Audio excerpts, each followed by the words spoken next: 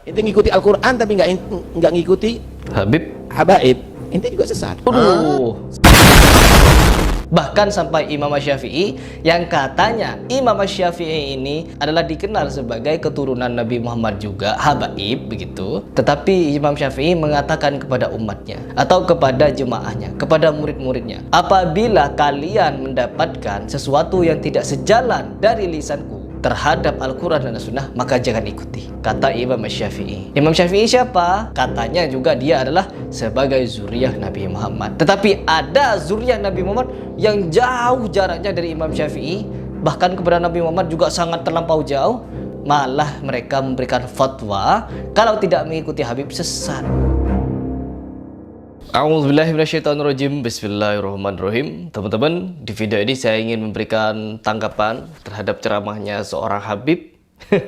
Lagi-lagi Habib, di mana Habib ini bercerita atau berpidato mengenai suatu keutamaan mengikuti ulama. Namun pemaknaannya malah diselewengkan, teman-teman. Bukan lagi mematuhi ulama, tetapi mematuhi habaib. Orang-orang siapapun kita yang tidak mematuhi habaib, maka jaminannya sesat dan orang sesat masuk neraka.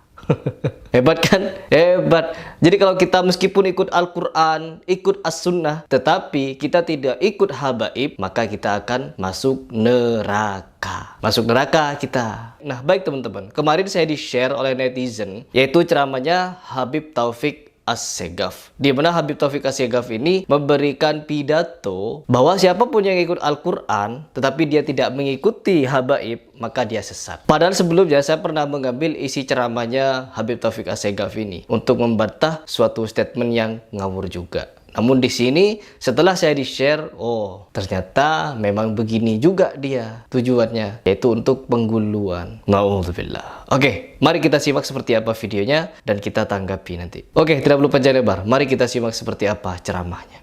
Bagaimana status ulama? Ya, ulama warathatul anbiya. Ya.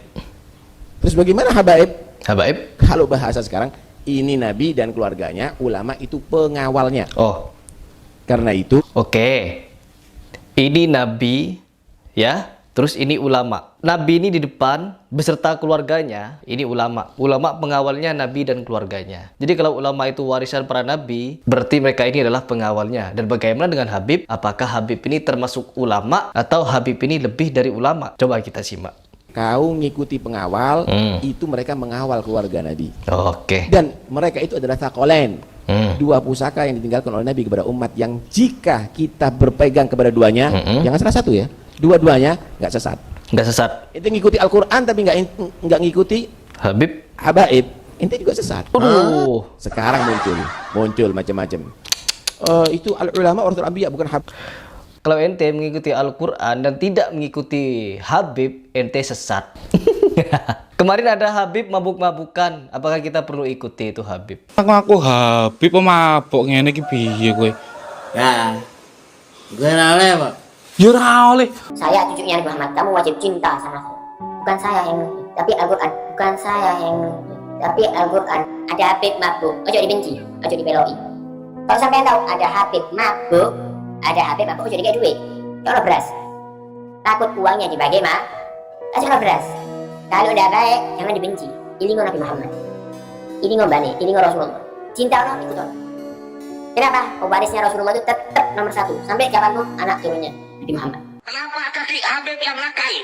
Kenapa kaki Habib yang narkoba, yang maksiat, yang nakal, yang kotor dibandingkan kepala kiai yang pakai sorban masih lebih mulia? Kenapa kaki Habib yang maksiat tersebut? Ada Habib juga yang bercerita khurafat. Apakah kita juga ikuti itu? Sayyidul Imam Faqihil Muqaddam di dalam manaqib sejarah hidup beliau diceritakan bahwa Al-Imam Faqihil Muqaddam adalah orang-orang yang besar. Beliau adalah orang-orang yang hebat. Bahkan diceritakan beliau pernah mi'raj, saudara-saudara, bertemu dengan Allah dalam satu hari 70 kali, saudara-saudara. Beliau pernah mi'raj, saudara-saudara, bertemu dengan Allah dalam satu hari 70 kali, saudara-saudara. 70 kali, saudara-saudara. Ingat, di dalam perihal ini saya juga pernah berdebat dengan salah satu muhibbinnya para wali-wali ini dengan menyampaikan dalil as-salatu mi'rajul mu'minin. Salat itu adalah mi'rajnya orang-orang mukmin. mukmin. Kalau memang sholat itu adalah mi'rajnya orang mukmin, kenapa di situ dinyatakan pernah? Kalau memang orang mukmin ini sholat itu adalah mi'raj, kenapa 70 kali sehari? Kenapa gak 5 kali sehari? Sesuai dengan waktu sholatnya. Sholat wajibnya maksudnya. Di sini kerancuan pikiran mereka. Pernah mi'raj katanya 70 kali sehari. Kenapa harus ada kalimat pernah? Berarti sebelumnya belum pernah. Dan setelah itu tidak pernah lagi. Jadi ada satu momen dia, si wali ini, pernah mi'raj. Setelah itu tidak pernah lagi. Jadi mereka menggunakan dalil untuk mencocok logikan dongeng yang ada di kalangan mereka. Ngibul. Ada Habib juga yang diisukan memalsukan kuburan sampai dikecam oleh orang-orang keraton. Itu juga Habib. Apakah kita perlu ikuti memalsukan kuburan? Na'udzubillah. Kuburan-kuburan dibuat-buat. Kuburan dibuat dan nasabnya disambung-sambungkan dengan salah satu Habib Bani Ba'alawi. Kita perlu ikuti yang seperti itu? Ya tidak. Ini sangat luar biasa teman-teman. Karena kita melihat banyak sekali oknum-oknum Habib di Indonesia ini yang terkhusus mendoktrin ajaran-ajaran yang menyimpang dan sesat menyesatkan. Habib yang satu mengkapling-kaplingkan nasab. Orang pribumi yang menikahi syarifah, maka dia tidak akan diterima ibadahnya, seluruh amal ibadahnya sampai hari kiamat, kecuali dia bisa mengembalikan keperawanannya. Bukan daripada Bani Alawi menikahi syarifah yang darahnya bersambung dengan Nabi Muhammad SAW sampai hari kiamat, ibadahnya ditolak oleh Allah Subhanahu wa taala, terkecuali bisa mengembalikan keperawanan daripada Statement seperti ini teman-teman, apakah mau kita ikuti? Tidak. Statement yang tidak berlandasan ini, tentunya statement ini telah mencederai atau telah menganggap Sayyidina Utsman bin Affan, dia tidak bisa dianggap kepemimpinannya. Karena apa? Telah menikahi 2 anaknya Nabi. Yang pertama dinikahi oleh Utsman bin Affan, setelah dia meninggal adiknya dinikahi oleh Utsman bin Affan. Apakah Utsman bin Affan itu tidak diterima amal solehnya dari dia hidup sampai dia meninggal? Sampai kiamat kalau perlu. Na'udzubillah min dzalik. Fatwa seperti ini sesat dan menyesatkan. Dan apakah kita mau ikuti fatwa seperti ini? Ini Habib loh. Katanya kalau kita tidak ikut Habib, maka kita sesat. Ini mengeneralisir Habib-Habib yang menyatakan statement-statement yang sesat dan menyesatkan. Ini juga sesat nih. Pernyataan yang tidak dapat dibenarkan nih. Habib Taufik Assegaf ini. Dan ini masih ada pengikutnya ya. Coba kita simak dengan seksama dari awal sampai akhir. Takutnya saya ada yang salah pendengaran. Kita ulang. Bagaimana status ulama? Ya, al-ulama warathatul anbiya. Ya. Terus bagaimana habaib? Kalau bahasa sekarang, ini Nabi dan keluarganya, ulama itu pengawalnya. Ulama pengawal. Karena itu kau ngikuti pengawal, ya. Itu mereka mengawal keluarga Nabi. Oke. Dan mereka itu adalah thaqalain. 2 pusaka yang ditinggalkan oleh Nabi kepada umat, yang jika kita berpegang kepada duanya, ya. Jangan salah satu ya. Jangan satu. Dua-duanya nggak sesat. Itu ngikuti Al-Quran tapi nggak ngikuti habaib, itu juga sesat. Sekarang muncul macam-macam. Itu al-ulama warathul anbiya, bukan habaib warathul anbiya loh. Enggak baca hadis itu thaqalain itu apa itu? Karena itu hati-hati. Kalau sudah mulai ada buhut, berarti kamu sudah meninggalkan satu daripada thaqalain dan kamu akan sesat, pasti. Pasti sesat.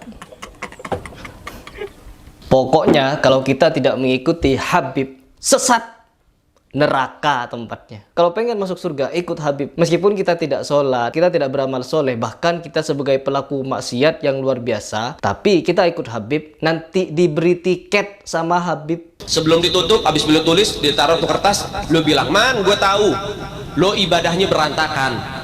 Tapi lo cinta sama zuriat Nabi Muhammad, ikhlas dari dalam hati. Nanti kalau malaikat munkar nakir datang nanya pertanyaan kubur, jangan lo jawab, man. Lo kasih surat dari gue, lo masuk surga tanpa hisab. Dijamin masuk surga tanpa hisab oleh si Habib. Dikasih tiket kertas kotak ditulis, kalau nanti ada malaikat nanya, man, jangan dijawab, kasih ini tiket. Semaksiat apapun kalian, sebobrok apapun ibadah kalian, cinta kepada Habib, surga tanpa hisab. Dikasih tiket kalau kita sudah mati. Karena apa? Mencintai Habib. Makanya teman-teman, bangsa pribumi ini banyak yang dibodoh-bodohi. Dengan keramat-keramat tertentu jadi bodoh. Ini ke depan saya akan membahas beberapa pembodohan publik yang berkedok agama. Yaitu orang-orang yang membodohi umat tentang untuk mendapatkan kekayaan, uang gaib, fulus-fulus yang merah halus-halus, kuburiun, yang ngalap-ngalap berkah di kuburan, cium-cium nisan, begadang di kuburan, naruh air di kuburan untuk diminum berkahnya. Saya akan membahas ini nantinya. Karena apa? Jadi teman-teman, kita di dalam beragama itu bukan untuk mengikuti nasab atau mengagung-agungkan nasab, tetapi mengembalikan kepada kebenaran. Saya menjelaskan di sini dengan secara simpel agar kalian paham bahwa sekelas Imam Syafi'i saja dia ada fatwanya yang tidak diikuti oleh muridnya, bahkan dibantah langsung oleh muridnya. Dan bagaimana dengan Habib-habib sekarang yang tidak mau disalahkan dan mau didewakan terus? Na'udzubillah min dzalik.